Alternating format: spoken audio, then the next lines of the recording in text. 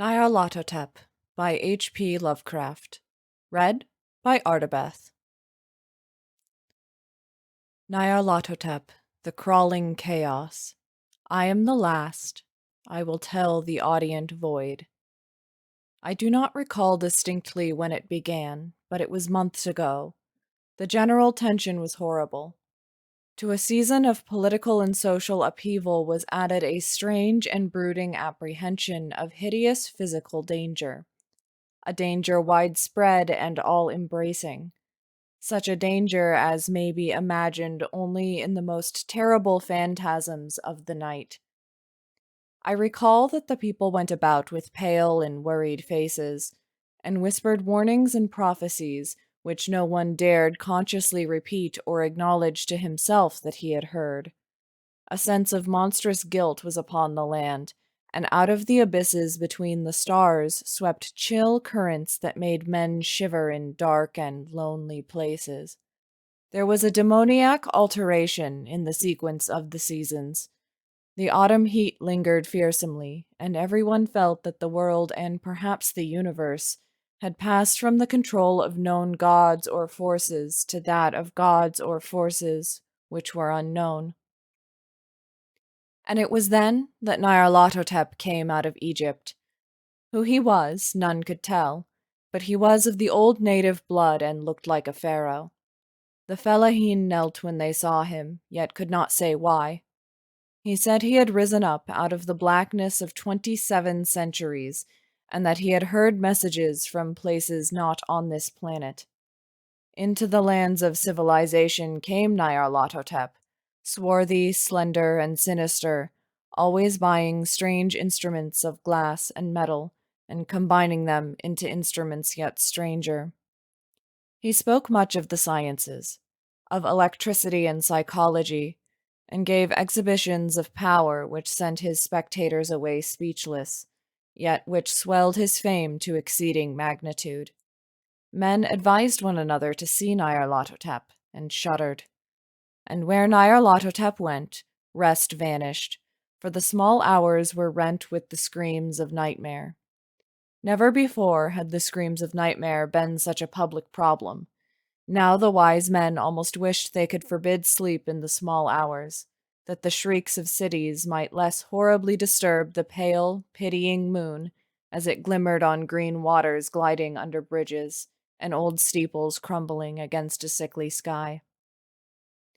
I remember when Nyarlathotep came to my city, the great, the old, the terrible city of unnumbered crimes. My friend had told me of him, and of the impelling fascination and allurement of his revelations, and I burned with eagerness to explore his uttermost mysteries.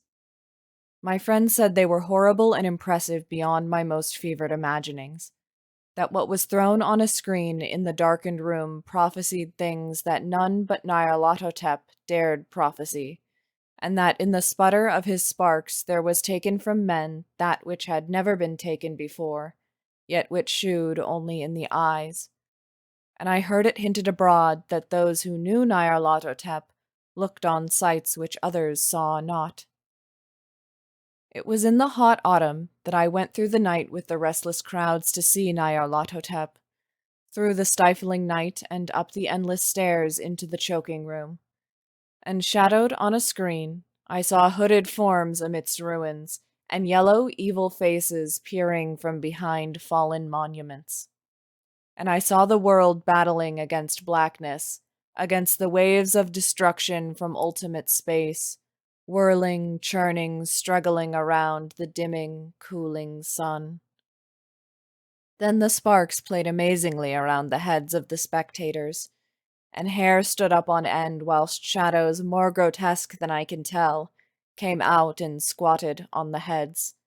And when I, who was colder and more scientific than the rest, mumbled a trembling protest about imposture and static electricity, Nyarlathotep drave us all out, down the dizzy stairs, into the damp, hot, deserted midnight streets. I screamed aloud that I was not afraid, that I never could be afraid, and others screamed with me for solace. We swear to one another that the city was exactly the same and still alive, and when the electric lights began to fade, we cursed the company over and over again and laughed at the queer faces we made. I believe we felt something coming down from the greenish moon, for when we began to depend on its light, we drifted into curious, involuntary formations and seemed to know our destinations, though we dared not think of them. Once, we looked at the pavement and found the blocks loose and displaced by grass, with scarce a line of rusted metal to shew where the tramways had run. And again we saw a tram car, lone, windowless, dilapidated, and almost on its side. When we gazed around the horizon, we could not find the third tower by the river, and noticed that the silhouette of the second tower was ragged at the top. Then we split up into narrow columns, each of which seemed drawn in a different direction. One disappeared in a narrow alley to the left, leaving only the echo of a shocking moan. Another filed down a weed-choked subway entrance, howling with a laughter that was mad. My own column was sucked toward the open country, and presently felt a chill which was not of the hot autumn, for as we stalked out on the dark moor, we beheld around us the hellish moon glitter of evil snows. Trackless, inexplicable snows, swept asunder in one direction only, where lay a gulf all the blacker for its glittering walls. The column seemed very thin indeed as it plodded dreamily into the gulf. I lingered behind, for the black rift in the green-litten snow was frightful, and I thought I had heard the reverberations of a disquieting wail as my companions vanished, but my power to linger was slight. As if beckoned by those who had gone before, I half floated between the titanic snowdrifts, quivering and afraid, into the sightless vortex of the unimaginable. Screamingly sentient, dumbly delirious, only the gods that were can tell.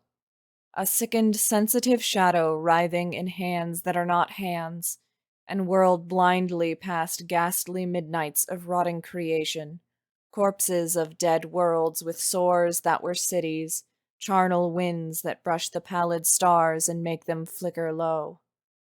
Beyond the worlds, vague ghosts of monstrous things, half-seen columns of unsanctified temples that rest on nameless rocks beneath space and reach up to dizzy vacua above the spheres of light and darkness. And through this revolting graveyard of the universe, the muffled, maddening beating of drums and thin, monotonous whine of blasphemous flutes from inconceivable, unlighted chambers beyond time, the detestable pounding and piping whereunto dance slowly, awkwardly, and absurdly the gigantic, tenebrous, ultimate gods, the blind, voiceless, mindless gargoyles, whose soul is Nyarlathotep.